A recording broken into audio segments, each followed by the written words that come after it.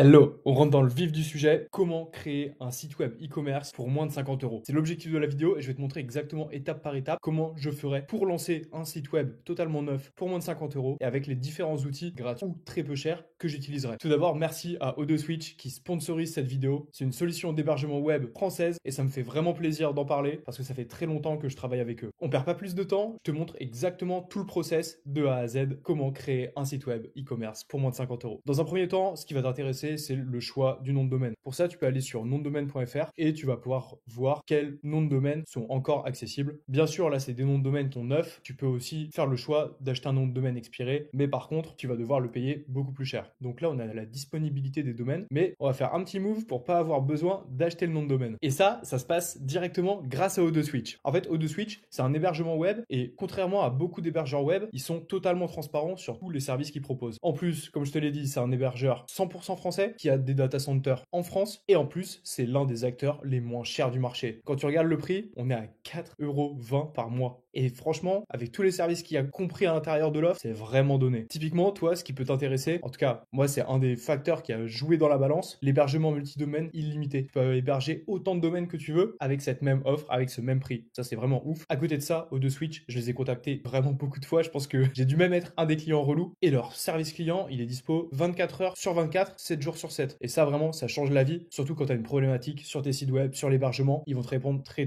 vite. Et en plus de ça, ils vont même t'accompagner si tu as des difficultés à utiliser le cPanel. On va y revenir juste après, mais c'est par exemple ce qui va te permettre d'intégrer ton WordPress à ton site, à ton nom de domaine, etc. Et comme tu t'en doutes, si tu vas avoir un site e-commerce qui fait des ventes ou qui génère de l'argent via l'affiliation, mieux vaut avoir un bon hébergeur web totalement fiable et sur lequel tu sais que tu vas pas avoir de problématique. Une fois que tu auras fait le choix d'Odoswitch pour ton hébergement web, et tu peux même d'ailleurs migrer très facilement d'un autre hébergeur vers celui-ci, et en plus pour toi, j'ai un petit code promo, j'ai réussi à négocier avec eux, moins 10%, le code promo et le lien sont dans la description de cette vidéo. Une fois que tu auras fait le choix de Odoswitch, tu vas pouvoir accéder au cPanel. Donc c'est vraiment ça. En fait, c'est tout le back-end de tout ce qui va se passer sur ton site. Tu vas pouvoir gérer tes comptes de messagerie, créer des redirections directement, gérer tes sous-domaines, gérer toutes les images qu'il y a, le compte FTP, etc. si tu es un petit peu plus tech et que tu t'y connais là-dedans. Mais tu vas aussi avoir potentiellement des outils qui sont assez intéressants, typiquement pour WordPress et pour aller utiliser des IP différentes d'hébergement de tes différents sites, si tu en as plusieurs. Dans mon cas, ça a été super important pour monter un PBN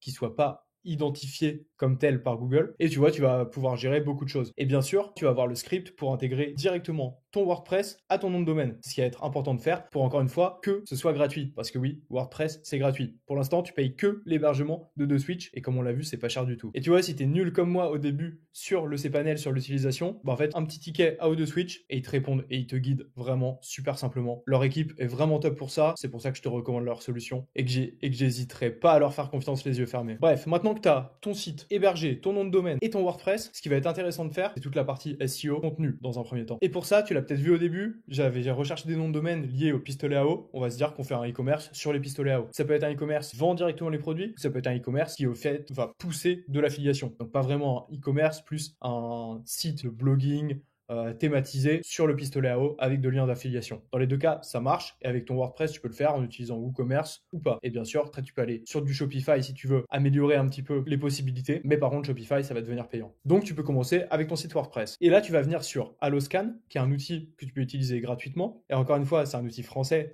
qui appartient à Stéphane Madaleno. Et cet outil, il va te permettre de voir la sémantique autour du mot-clé. C'est un peu un SEMrush, mais tu as une version gratuite. Et tu vois, on va voir que All in Title, ça te permet de savoir si le mot-clé est difficile.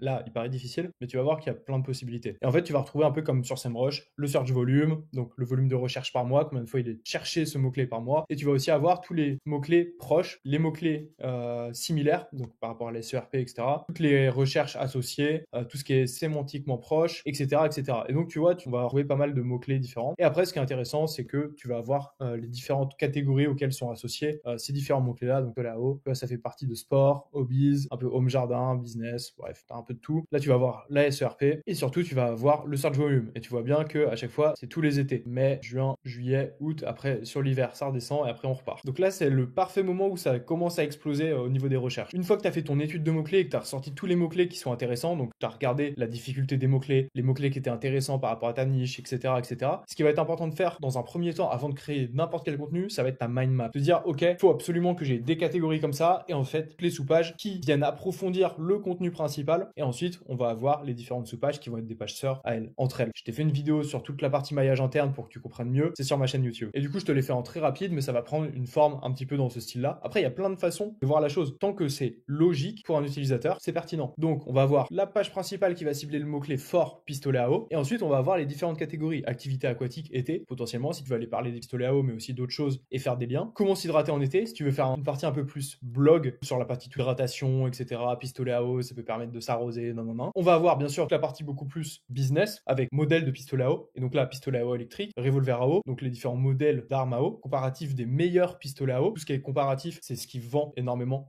les guides d'achat, etc. Tout ça, il va falloir que tu en aies par rapport au pistolet à eau et potentiellement par rapport à chaque type de modèle pour que ce soit beaucoup plus pertinent. Fusil à eau, mitraillette à eau, bref, tu peux faire toutes les déclinaisons et après tu peux faire toutes les déclinaisons en électrique, en pas électrique, bref, etc. Après, pareil, tu peux faire pistolet à eau enfant, etc. Si tu as vraiment un site e-commerce, tu peux faire une page catégorie avec les différents modèles. Tu fais pistolet à eau enfant, du coup, tu as des modèles différents, tu fais des filtres, etc. pour que la personne puisse s'engager avec le contenu de la page. Et ensuite, des pages sur les marques de pistolet à eau pour les ranker sur les noms de marques et surtout pour avoir du trafic aussi un peu différent et potentiellement renvoyer avec de l'affiliation vers les marques directement. Donc voilà, c'est une espèce de mind map. Bien sûr, la tienne, il faudra qu'elle soit beaucoup plus complète et précise avec la vraie étude de mots-clés, mais tu vois un petit peu l'idée qu'il y a derrière. Vraiment architecturer le site avant de commencer à créer du contenu. Et surtout, penser, hop, le gros mot-clé, le un peu moins gros mot-clé, mais du coup, quand même assez compétitif. Et après, les plus petits mots-clés, mais qui viennent approfondir celui-ci. Et forcément, d'une façon logique, on va aussi avoir des liens. Donc, pistolet à eau va emmener là. Là, ça va emmener vers toutes celles-là. Celles-ci, elles vont se faire des liens. Potentiellement, le comparatif, il va faire un lien que à vraiment celle-ci, tu vois, parce que c'est que sur les pistolets à eau. Ou alors, comparatif des meilleures mitraillettes à eau, bah, du coup, ça va faire un lien que vers celle-ci. Et du coup, ce sera une sous-page. Bref, il faut vraiment peut-être celle logique.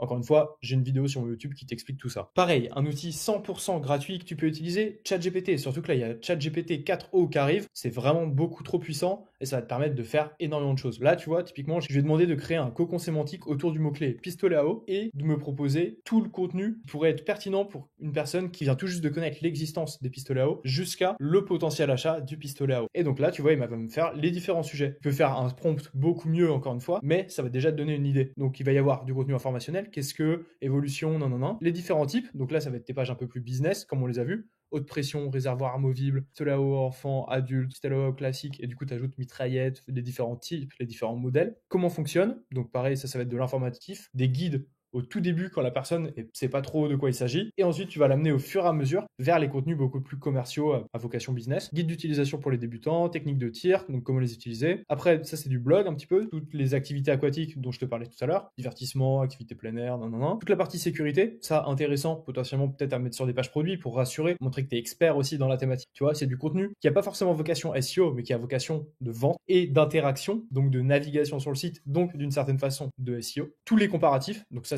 c'est ce qui va te permettre de mettre tes liens d'affiliation et potentiellement de pousser tes produits, etc. Les avis, donc forcément, tu vas avoir des témoignages, ce sera potentiellement plus sur les pages produits directement, mais en tout cas intéressant, si ça se trouve, tu peux faire des cas d'études sur certains pistolets à eau, tu peux faire de la vidéo YouTube, potentiellement, tu vas utiliser, montrer comment ça s'utilise, etc. C'est des petites idées. Ou acheter un pistolet à eau, donc là tu vas potentiellement parler des marques, mais tu vas aussi potentiellement parler des magasins, où tu peux aller directement, donc potentiellement encore une fois avec tes liens d'affiliation. Guide d'achat, donc du pistolet à eau. Entretien et réparation, pareil pour montrer que tu es un expert. Les différents jeux que tu peux faire, etc. Mais ça, c'est plus du blogging, du contenu éditorial que tu viendras faire après pour aller chercher du trafic un peu plus large. Et important, donc encore sécurité, tu vois, il va y revenir un petit peu. Stratégie de contenu, tu vois, il me dit article de blog, vidéo tutoriel, intéressant. Infographie, ok. Avis utilisateur, témoignage, guide téléchargeable pour entretien et réparation, pourquoi pas. Par exemple, tu peux faire un contenu disclaimer, attention à tous les pistolets à eau qui viennent de Temu ou d'AliExpress, achetez plutôt du français ou bref, ce genre de choses. Et après, bon, il te parle de l'optimisation SEO, bon, ça, si tu me suis depuis un petit moment, tu t'en doutes déjà. Et pareil, après, tu peux utiliser ChatGPT pour rédiger directement tes contenus. Je t'ai fait une vidéo comment rédiger avec ChatGPT sur ma chaîne YouTube, encore une fois. Va la voir, n'hésite pas. N'hésite pas à me demander le prompt ensuite, après l'avoir vu bien sûr, pour savoir comment l'utiliser et commence à créer du contenu au fur et à mesure. Et après, tu fais tout ton maillage interne et ton site, tu vas pouvoir le lancer. Et tu vois, là, jusqu'à maintenant, tu auras dépensé 4,20 € par mois en utilisant de Switch. C'est tout. Et bien sûr, l'étape d'après, ça va être d'aller chercher de la notoriété, donc de l'autorité sur le web. Tu vas passer par les backlinks. Et pour ça, pareil, je t'ai fait une vidéo qui va parler de toutes les stratégies de netlinking, toute la partie ninja linking, etc. Comment obtenir des liens gratuits vers ton site. J'en ai fait pareil, une vidéo. Bref, tu l'as compris, il y a toutes les ressources nécessaires sur ma chaîne YouTube et là, tu as tous les outils potentiels pour monter ton site e-commerce super facilement. Encore une fois, merci à O2Switch. J'espère que la vidéo t'a plu. On se retrouve très bientôt. Ciao.